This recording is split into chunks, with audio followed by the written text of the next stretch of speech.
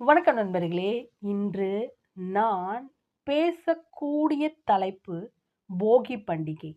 S, போகி பண்டிகை என்பது நம் முன்னோர்கள் நம்முடைய வீட்டை தூய்மைப்படுத்தி தேவையில்லாத, அதை கோடிட்டு சொல்கிறேன், தேவையில்லாத பொருட்களை தீயிட்டு கொளுத்தும் பழக்கம் அந்த காலகட்டத்திலே நம் முன்னோர்களுடைய பழக்கம். இன்றளவும் நாம் பயன்படுத்தி கொண்டு வருகிறோம். ஆனால் ஒரு சிலர், அதாவது cycle tyre, lorry tyre, plastic, அதாவது நீங்க ஆல்ரெடி தினமும் சேகரித்து வைத்துள்ள பிளாஸ்டிக் கவர்களை அந்த போகியில் இட்டு கொளுத்துறது. இந்த மாதிரி நம்ம தொடர்ந்து செஞ்சுக்கிட்டே இருந்தோம்னா,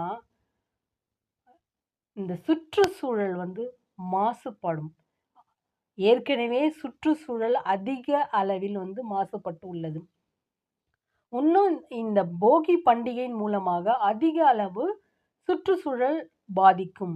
நீங்கள் ஆல்ரெடி, அதாவது பயன்படுத்திய துணிகள், ஏற்கனவே நீங்க உடுத்திய துணிகளை கொளுத்தினா அது அந்த அளவுக்கு வராது. அதுக்கப்புறம் நீங்க பயன்படுத்திய பேப்பர், நோட்டு பேப்பர் இதெல்லாம் கொளுத்துனா ஒண்ணும் வராது. அவ்வளவா வராது.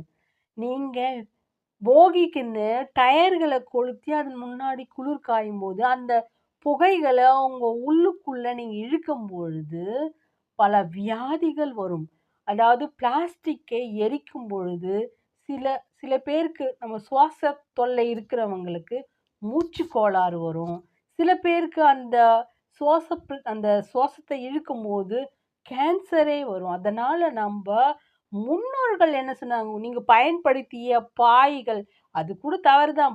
பயன்படுத்திய பாய்கள், அதுக்கப்புறம் நீங்க பயன்படுத்திய துணி, உங்களுக்கு தேவையில்லாத துணியை மற்றவங்களுக்கு குடுத்து ஹெல்ப் பண்ணா, அவங்க கண்டிப்பா ரொம்ப சந்தோஷமா போட்டுக்குவாங்க. நீங்க போட்ட கிழிஞ்ச துணிய கண்டிப்பா கொளுத்துறது நல்லது. அதனால நீங்க சரி, எனக்கு கண்டிப்பா நான் போகி கொண்டாடியே ஆகணும் அப்டின்னா, நீங்க நீங்க பயன்படுத்திய வேஸ்ட்டா இருக்க துணிய கொளுத்துங்க. அது பரவால்ல. ஆனா ஒரு சிலர் நான் பார்த்துருக்கேன். போகிக்கு டயர்கள கொளுத்துறது. தயவுசெய்து இந்த டயர்களை கொளுத்தும் மூலமா பல தீங்கு தான் நம்மளுக்கு விளைவிக்கும். நான் ஒரு ஒரு 4 வருஷத்துக்கு முன்னாடி, கண்டிப்பா 4, 5 வருஷத்துக்கு முன்னாடி போகி கொளுத்திட்டு தான் இருந்தேன். ஆனா டயர்லாம் கொளுத்தல. நானு இந்த மாரி நான் பயன்படுத்திய பொருட்கள்ல கொளுத்தியிருக்கேன். சைல்ட்ஹுட், சிறிய வயசுல நான் கொளுத்தியிருக்கேன். அப்புறமா இந்த மாதிரி இத கொளுத்துறதுனால பல தீமைகள் ஏற்படுறதுனால